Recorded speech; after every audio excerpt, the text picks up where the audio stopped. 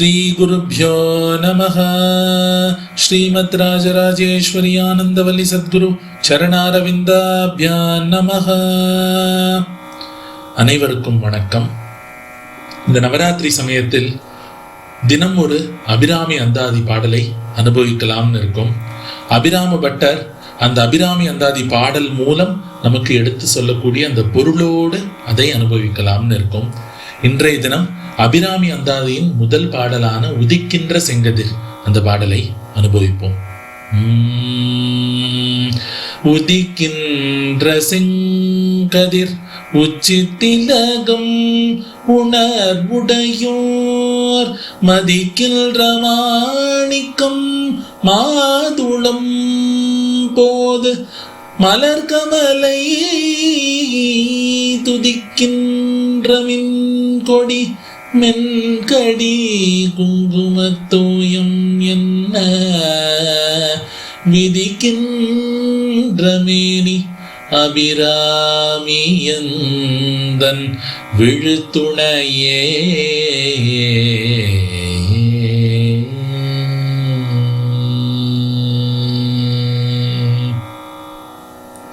இந்த முதல் பாடல் பார்த்தோம்னா அபிராமி அன்னையின் திருமேனியை வர்ணிக்கக்கூடிய பாடலாக அமைந்துள்ளது.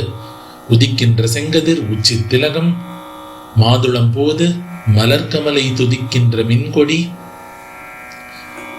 மென்கடி குங்கும தோயம் என்ன, இப்படி அபிராமி அன்னையின் திருமேனி அழகை விவரிக்கக்கூடிய பாடல். உதிக்கின்ற செங்கதிர் அதாவது உதயகால சூரியன். உதயகால சூரியன் பார்த்தோம்னா இருளை போக்கி ஒளியை தரக்கூடியவர். அபிராமி அன்னையை உதயகால சூரியன் அப்படின்னு எதற்காக குறிப்பிடுகிறார்னா, அடியவர்களுடைய அஞ்ஞானம் அப்படிங்கிற அந்த இருளை போக்கக்கூடியவள் அம்பிகை. அதே போல உதயகால சூரியன் பார்த்தோம்னா அந்த உதயகால சூரியன் அந்த வரும் தருணத்தில் தாமரை மொட்டு மலரும். அதுபோல அந்த அம்பிகையினுடைய அபிராமி அன்னையினுடைய அந்த அருட்கடாட்சம் நம் மீது படும் பொழுது அந்த ஹிருதயம் அப்படிங்கிற அந்த தாமரை மலரும். உச்சி திலகம் அதாவது பெண்களுக்கு எப்படி அந்த உச்சி திலகம் ஒரு முக்கியமான ஒரு அம்சமோ அதுபோல ஒவ்வொரு அடியார்களுடைய அந்த சிரசில் வாசம் செய்யக்கூடியவள் அந்த அம்பிகை அப்படின்னு சொல்லி குறிப்பிடுகிறார். உதிக்கின்ற செங்கதிர் உச்சி திலகம் அதை அப்படியே சேர்த்து பார்த்தோம்னா அதாவது அந்த உதிக்கின்ற செங்கதிரை உச்சி திலகமாக கொண்டவள் அம்பிகை அப்படின்னு பொருள் பண்ணலாம். பொதுவா கர்ப்ப காலத்துல பெண்களுக்கு அந்த உச்சி திலகம் இடுவது அப்படிங்கிறது வழக்கம். இந்த உலகத்தையே தன்னுடைய கர்ப்பத்தில் வைத்து காக்கக்கூடியவள் கர்ப்பரக்ஷாம்பிகை.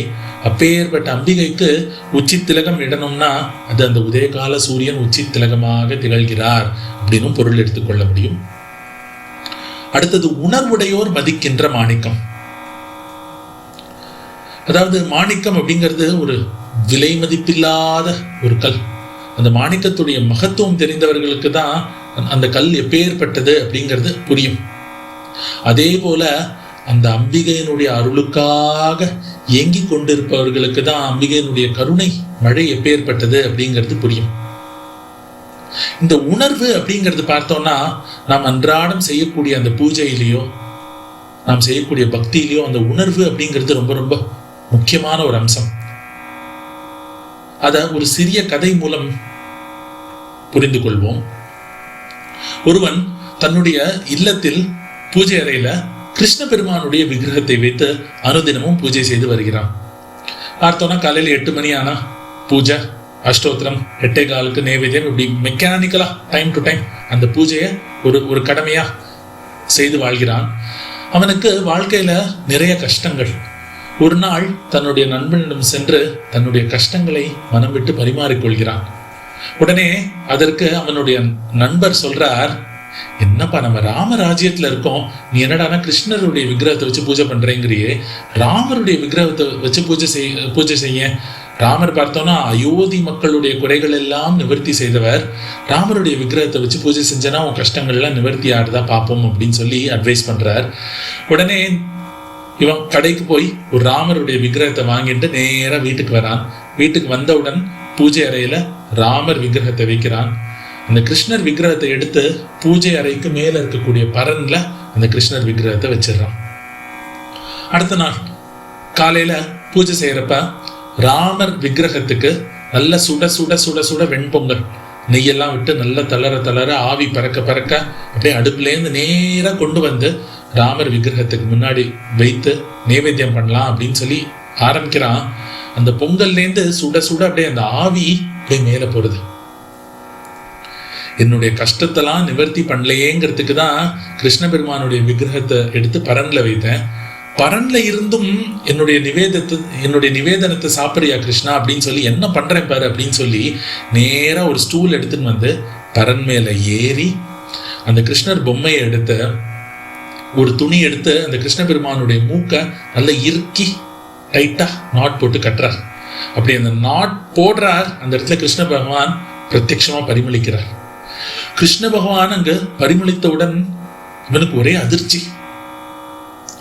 இந்த கதையிலிருந்து நாம் தெரிந்து கொள்ள வேண்டியது என்னன்னா, கிருஷ்ண பெருமான் எதற்காக அவனுக்கு பரிமளித்தார். அதாவது கிருஷ்ண பெருமானுடைய அந்த பொம்மையை எடுத்து அந்த மூக்க ஒரு துணியை வச்சு கட்டினதுக்காக கிருஷ்ண பெருமான் பரிமளித்தாரா அப்படின்னு பார்த்தோம்னா இல்ல. அதாவது அன்னைக்குதான் கிருஷ்ண பெருமான் அதாவது இவன் அளிக்கக்கூடிய அந்த நிவேதனத்தை ஏற்றுக்கொள்கிறார் அப்படிங்கிற அந்த மனோபாவத்தோட அன்னைக்கு நைவேத்தியம் பண்ணான். அந்த சுட சுட வெண்பொங்கலை ராமர் முன்னாடி வச்சா கூட அந்த பொங்கல்லேருந்து போகக்கூடிய அந்த ஆவிய கிருஷ்ண பெருமான் அதை ஏற்றுக்கொள்கிறார் அப்படிங்கிற அந்த மனோபாவத்தோடு அவன் அன்னைக்குதான் அந்த அந்த அந்த நிவேதனம் செய்யக்கூடிய அந்த செயலை பார்த்தான். அப்படி அந்த பாவபூர்வமாக அந்த உணர்வு பூர்வமாக நாம் செய்யக்கூடிய பூஜைக்கு தான் பலன் அதிகம். அதற்காக தான் கிருஷ்ண பெருமான் அன்று பிரத்யட்சமாக பரிமளித்தார். இப்ப இந்த நவராத்திரி நன்னாள்லயே பார்த்தோம்னா 5 படி 7 படி 9 படி வச்சு பொம்மையெல்லாம் அடுக்கி வச்சிருக்கோம் அப்படிங்கிற அந்த பாவத்தோட அப்படிங்கிற அந்த உணர்வோடு நவராத்திரி கொண்டாடினோம்னா அதற்கு பலன் கம்மி. ஆனால் நம் வீட்டுக்கு பல குருமார்கள் பல தெய்வ மூர்த்திகள் அவர்கள் அனைவரையும் அழைத்து அவர்களுக்கு பூஜை செய்வதற்குண்டான வாய்ப்பு நமக்கு கிடைத்திருக்கு அப்படிங்கிற அந்த பாவத்தோடு நம்ம பார்த்தோம்னா அதே பாவத்தோடு செய்யக்கூடிய அந்த நவராத்திரி பூஜைக்கு பலன் அதிகம். எத்பாவம் தத்பவதி. இப்படி அம்பிகையினுடைய அருட்கட்டாட்சத்திற்காக இயங்கக்கூடியவர்களுக்கு ஒரு மாணிக்கமாக திகழக்கூடியவள் அம்பிகை. மாதுளம் போது அதாவது மாதுள மலர் எவ்வாறு குளிர்ச்சியை தருமோ எவ்வாறு மென்மையாக இருக்குமோ அதே போல் இருக்கக்கூடியவள். அதே போல அதோட கலர் பார்த்தோம்னா ரெட் கலர் அருணவர்ணம் அம்பிகையினுடைய வர்ணத்தை சார்ந்து இருக்கக்கூடிய மலர். மலர்கமலை துதிக்கின்ற விண்கொடி. அதாவது லக்ஷ்மி தேவி அந்த அம்பிகையின் திருமேனியை பார்க்கணும் அப்படின்னு ஆசைப்பட்டப்ப ஒரு மின்னல் போன்று ஒரு மின்னல் கொடி போன்று காட்சி அளித்தவள் அம்பிகை. அப்பேற்பட்ட பிரகாசமான திருமேனியை கொண்டவள் அந்த அபிராமி அன்னை. மென்கடி குங்கும தோயம் என்ன. அதாவது அம்பிகைக்கு பார்த்தோம்னா அந்த மென்மையான வாசனையை உடைய அந்த குங்கும குழம்பால அபிஷேகம் செய்வது அப்படிங்கிறது ஒரு வழக்கம். அவ்வாறு செய்யும் பொழுது அந்த அம்பிகையினுடைய அந்த திருமேனி வர்ணத்தை அந்த அருண வர்ணத்தை சார்ந்திருப்பாள் அப்படின்னு சொல்லி குறிப்பிடுகிறார். இவ்வாறு விதிக்கின்ற மேனி அபிராமி. என்னுடைய தாய் அந்த அபிராமி அன்னையின் திருமேனி அழகு இப்பேற்பட்டது.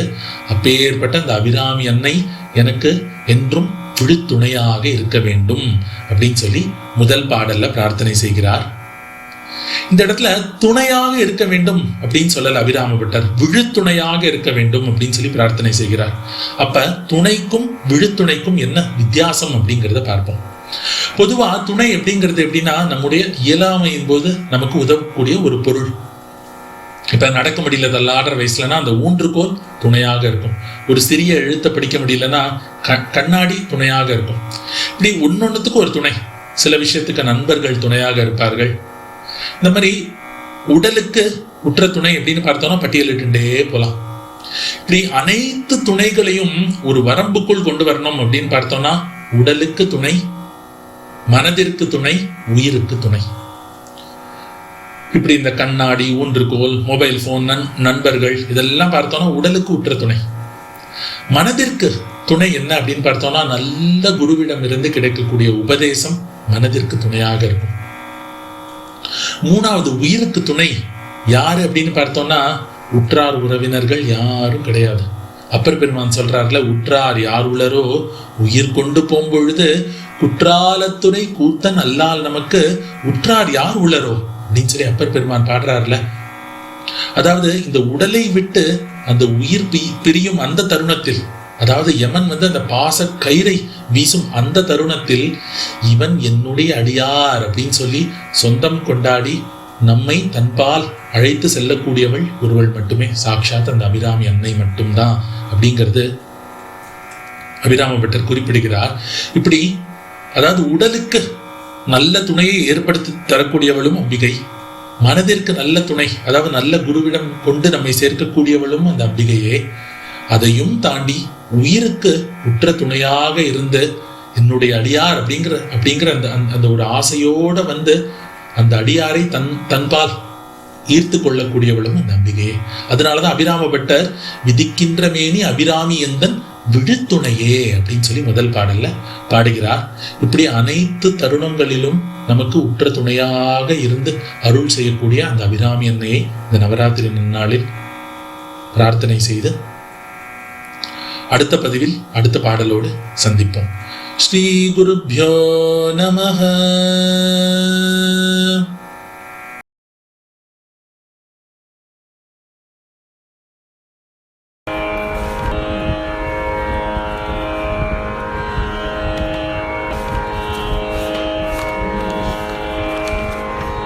தாமரை கன்றி என் பதம் தாங்க என் வெள்ளை உள்ள தன் தாமரைக்கு தகாது கோலோ ஜகம் ஏழும் அழிது வெண் தாமரை கன்றி என் பதம் தாங்க என் வெள்ளை உள்ள தன் தாமரைக்கு தகாது கோலோ ஜகம் ஏழும் அழிது உண்டானுரங்க பொழிதா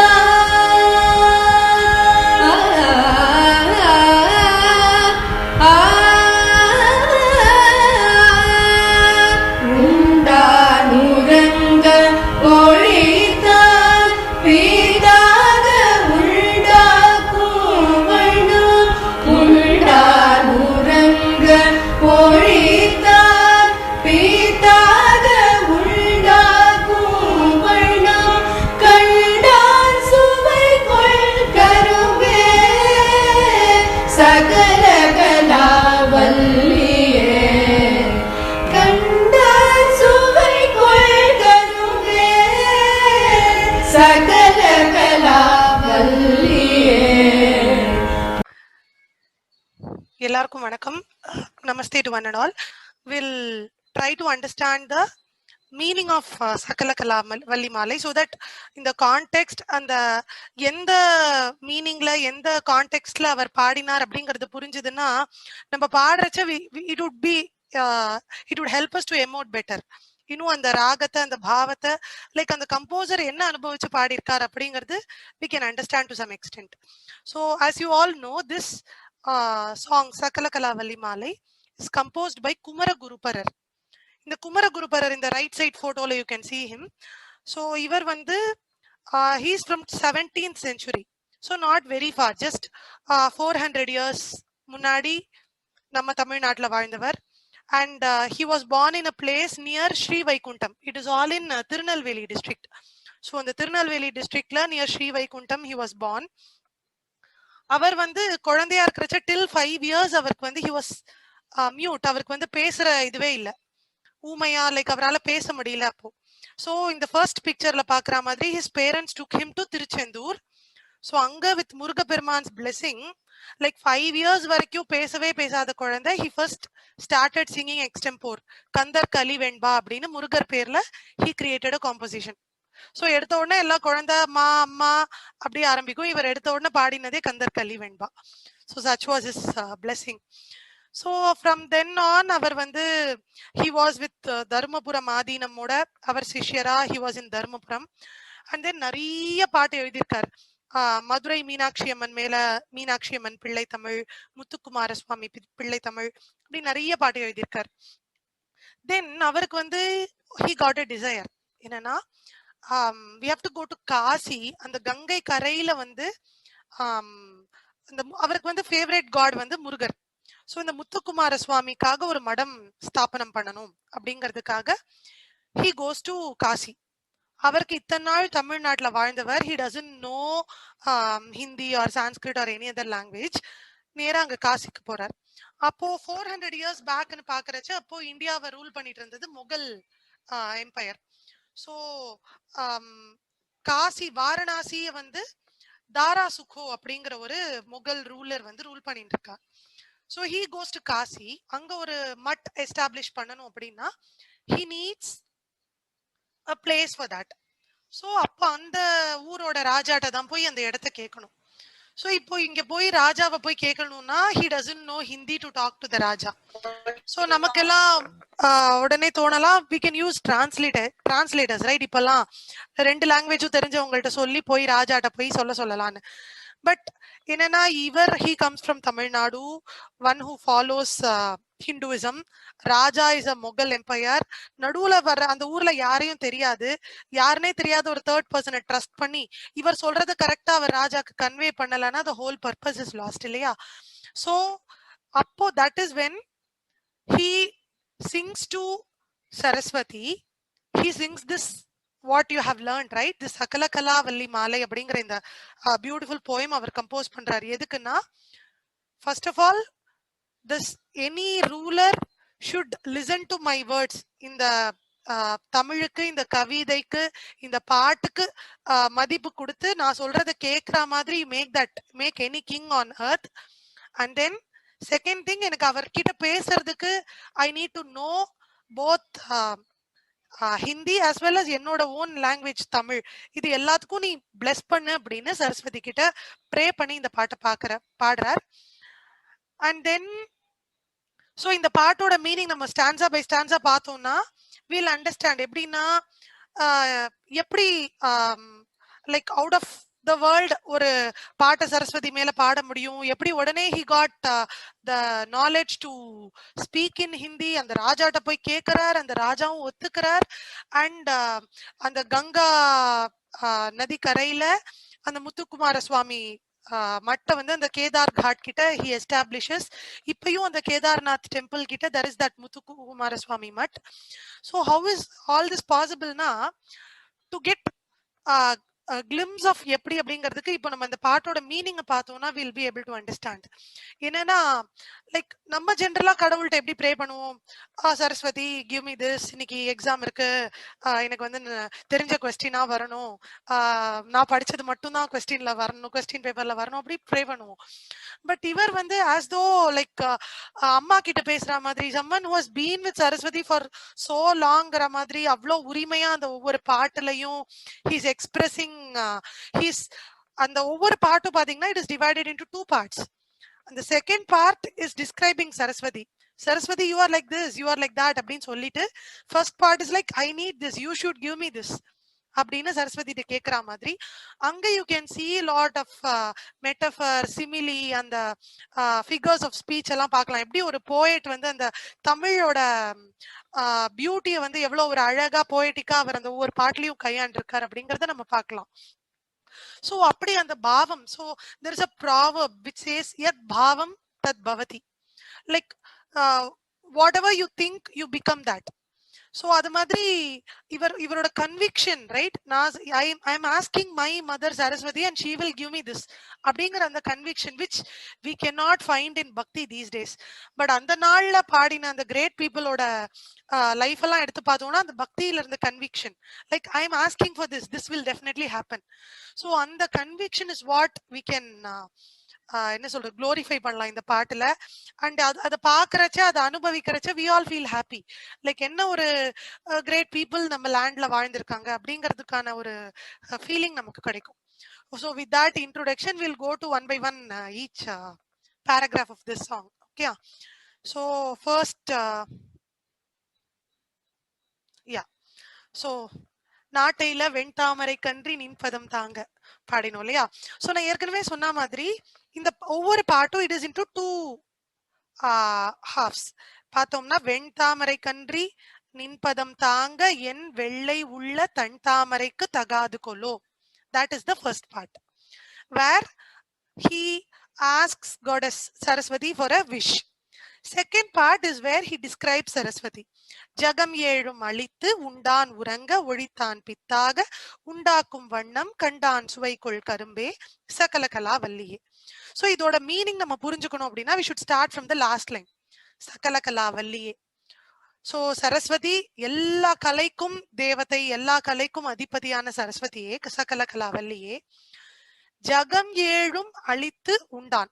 சோ 7 உலகம் அப்படின்னு சொல்லுவோம் இல்லையா, பூலோகம், ஈரேழு உலகம் அப்படின்னு சொல்றோம். சோ நம்ம பூலோகம்க்கு மேல 7 லோகம் இருக்கு, கீழே 7 லோகம் இருக்கு அப்படிங்கறதெல்லாம் நம்மளோட புராணாஸ்ல வர்றது.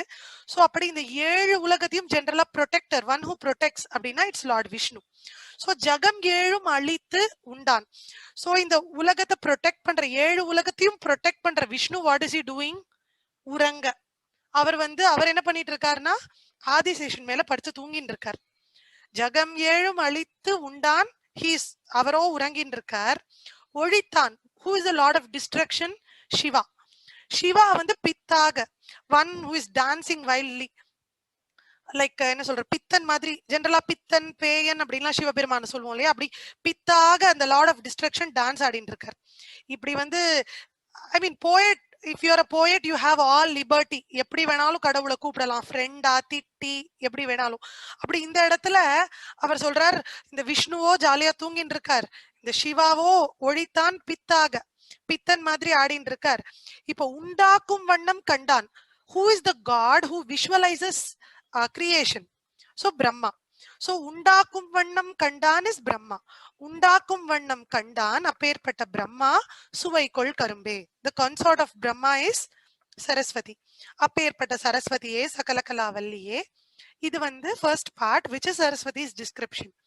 then second part, அவர் என்ன ப்ரே பண்றாரு, அவர் என்ன விஷ் பண்றாரு அப்படின்னா, சரஸ்வதி வெண்தாமரைக்கு அன்றி நின் பதம் தாங்க, என் வெள்ளை உள்ள தன் தாமரைக்கு தகாது கொலோ. சரஸ்வதி பார்த்தோம்னா she sits on white lotus. so the சரஸ்வதியோட feet why should it be only on the white lotus? என்னோட உள்ளம், மை மைண்ட், என்னோட ஹார்ட்டும் அந்த தாமரை மாதிரி பியூரா ஒயிட்டா தானே இருக்கு. And it's cool also. தன்மையான என் வெள்ளை உள்ள தன் தாமரைக்கு தகாதா? உன்னோட பாதத்தை என்னோட உள்ளத்துல தாங்க கூடாதா? ஏன் இந்த வெள்ளை தாமரையில மட்டும் இருக்கணும்? சோ உரிமையா அந்த Saraswati should come and reside in my heart அப்படிங்கறது கூட அந்த வெள்ளை தாமரை மேலதானே இருக்கணுமா? என்னோட உள்ளம் அப்படிங்கிற அந்த கூலான தாமரை மேல உன்னோட பாதம் இருக்க கூடாதா? அப்படி இருந்தா அது தகாதா? சோ வெண் தாமரைக்கு அன்றி நின் பதம் ஃபீட் தாங்க, என் வெள்ளை உள்ள தன் தாமரைக்கு தகாது கொலோ. This is the wish. Then description is ஜகம் ஏழும் 7 உலகமும் அழித்து உண்டான் உறங்க, அவனோ தூங்கின் இருக்கார். ஒழித்தான், one who is the lord of destruction, அவர் பித்தாக இருக்கார். உண்டாக்கும் வண்ணம் கண்டான், one who visualizes creation, that is Brahma. அப்பேற்பட்ட பிரம்மா சுவைக்குள் கரும்பே சகல கலாவல்லியே அப்படிங்கிறது இந்த முதல் பாடல். சோ எடுத்த உடனே பிரேயர்ல நம்ம சரஸ்வதி நீ you should come in my mind, you should be with me அப்படிங்கறத கூட அந்த வெண்தாமரை கன்றி நின் பதம் தாங்க, என் உள்ளமாகிய தன் தாமரைக்கு தகாதா அப்படின்னு கேக்குற அந்த கவித்துவத்தை நாம இந்த ஃபர்ஸ்ட் பாட்டுல பார்க்கலாம். கணபதியே வருவாய், கணபதியே வருவாய், விரைவாய் வந்தருள் புரிவாய், வணங்கினேன் உன்னை நான். கணபதியே வருவாய், விரைவாய் வந்தருள் புரிவாய், வணங்கினேன் உன்னை நான். கணபதியே வருவாய்.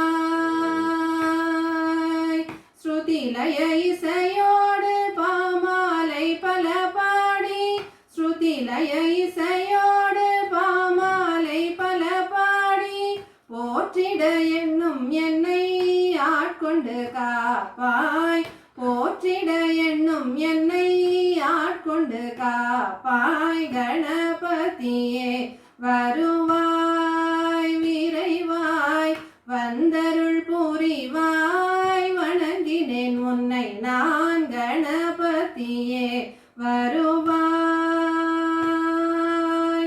உமா மகேஸ்வரியின் ஒப்பில்லா செல்வனே, செல்வனே உமா மகேஸ்வரியின் ஒப்பில்லா செல்வனே நடன நாயக நடராஜன் மைந்தனே நடன நாயக நடராஜன் மைந்தனே நலம் யாவும் நல்கும் ஞான கணேசனே நலம் யாவும் நல்கும் ஞான கணேசனே நலம் யாவும் நல்கும் ஞான கணேசனே நம்பினே நடியே நொடியினில் வருவாயே கணபதியே வருவாய் விரைவாய் வந்தருள் புரிவாய் வணங்கினேன் உன்னை நான் கணபதியே வருவாய்.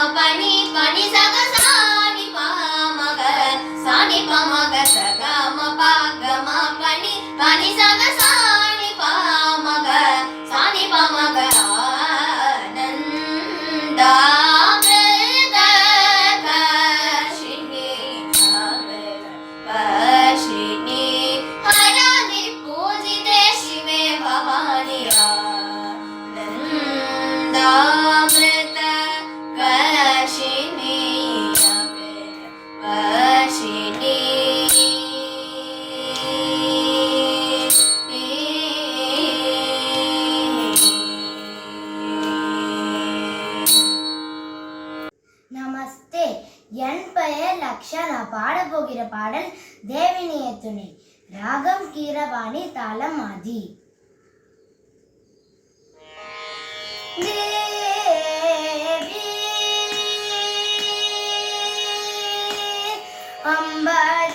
அம்பதேவி நீ துணை அம்பதேவி நீ துணை தன் மதுரைவாய் மீனலோச்சனே தேவி நீ துணை தன் மதுரைவாய் மீனலோச்சனே தேவி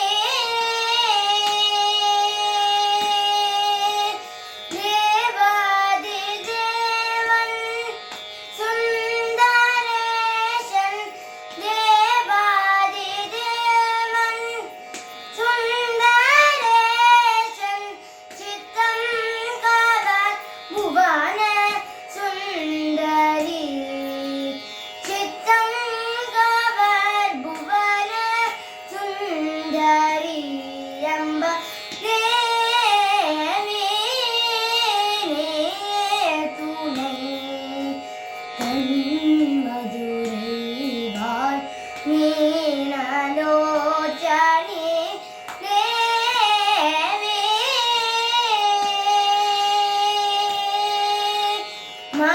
மலயத்வயன் மாதவமே மலயத்வயன் மாதவமே காஞ்சனமாலை புதல்வி மகாராணே மலயத்வஜன் மாதவமே காஞ்சனமாலை புதல்வி மகாராணே ஆலை மகள் காலை மகள் பாணிக்கு பாணி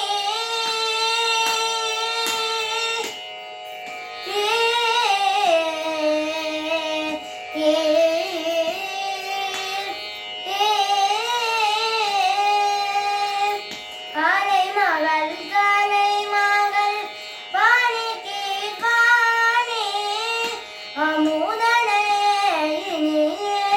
முத்தமிழ் வளர்த்தா அலை மகள் காலை மகள் பணிக்கு பாணி அமுதனை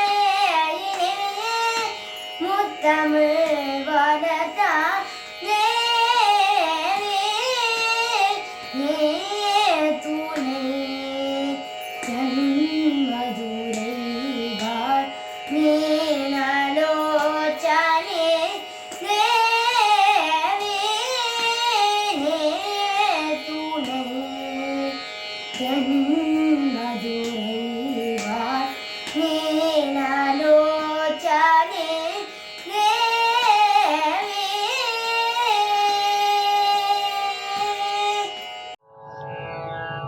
நான் ஒரு விளையாட்டு பொம்மையா நான் ஒரு விளையாட்டு பொம்மையா ஜெகன் நாயகியே உமையே உந்தனக்கு நான் ஒரு விளையாட்டு பொம்மையா ஜெகன் நாயகியே உமையே உந்தனக்கு நான் ஒரு விளையாட்டு பொம்மையா நான் நிலத்தில் பல பிறவியெடுத்து தின்றாடினது போதாதா தேவி நான் ஒரு விளையாட்டு பொம்மையா ஜெகன் நாயகியே உமையே உந்தனக்கு நான் ஒரு விளையாட்டு பொம்மையா அருளமுதை பருக அம்மா அம்மா என்று அலறுவதை கேட்பரானந்தமா அருளமுதை பருக அம்மா அம்மா என்று அலறுவதை கேட்பதானந்தமா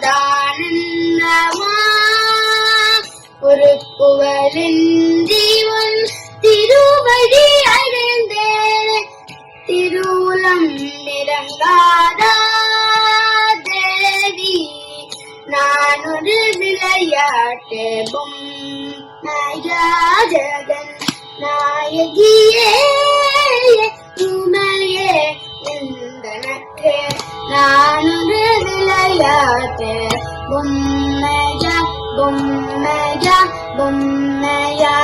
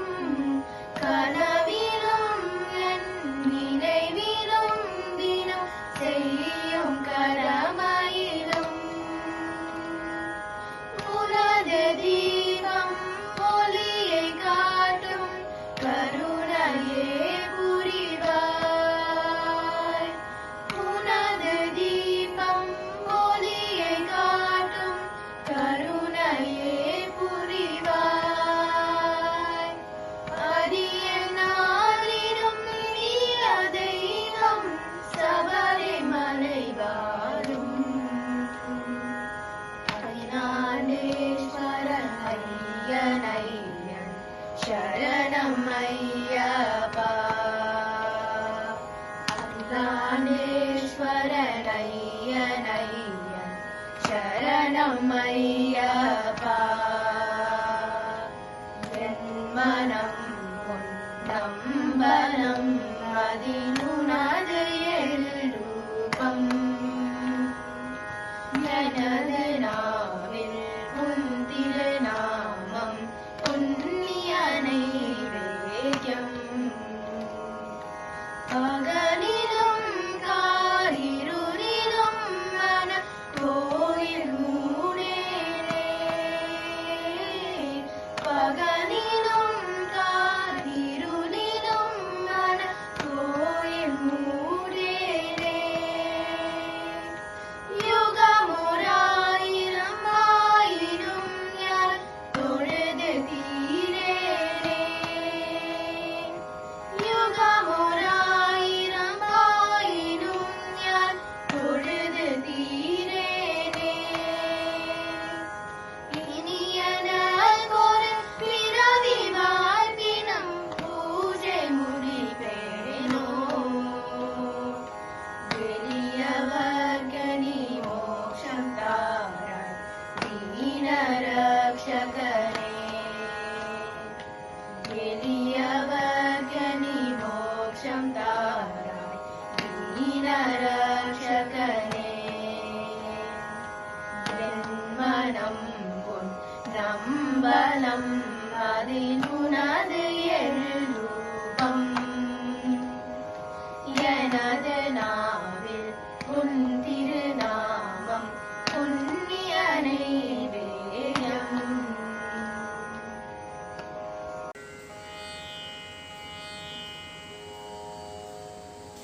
गणपतिं गणपतिं गणपतिं गणपतिं गणपतिं गणपतिं शक्तिसहितगणपतिं शङ्करातिसेवितं विरक्तसकलमुनिवरसुरराजविनुतगुरुगुहं शक्तिसहितगणपतिं शङ्करातिसेवितं विरक्तसकलमुनिवरसुरराजविनुतगुरुगुहं भक्तानि पोषकं भवसुतं विनायकं भक्तानि पोषकं भवसुतं विनायकं भक्तिमुक्तिप्रदं भूषिताङ्गं रक्तपदाम्बुजं भावयामि भक्तिमुक्तिप्रदं भूषिताङ्गं रक्तपदाम्बुजं भावयामि शक्तिसहितगणपतिं शङ्करातिसेवितं विरक्तसकलमुनिवरसुरराजविनुतगुरुगुहं राजविनुतगुरुगुहं राजविनुतगुरुगुहम्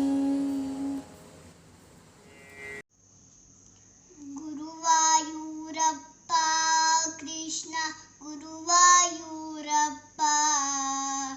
कुञ्चितपाद कुवलयनयन गुरुवायूरप्पा अच्युत केशव हरिनारायण गुरुवायूरप्पा माधव मुरहर मुरळि मनोहर गुरुवायूरप्पा गुरुवायूरप्पा कृष्ण गुरुवायूरप्पा कुञ्चितपाद कुवलयनयन गुरुवायूरप्पा पंकजलोचन परम पवित्र गुरुवायूरप्पा भक्ति पुदीशा परम दयाळ गुरुवायूरप्पा गुरुवायूरप्पा कृष्ण गुरुवायूरप्पा कुञ्चितपाद कुवलयनयन गुरुवायूरप्पा कुञ्चितपाद कुवलयनयन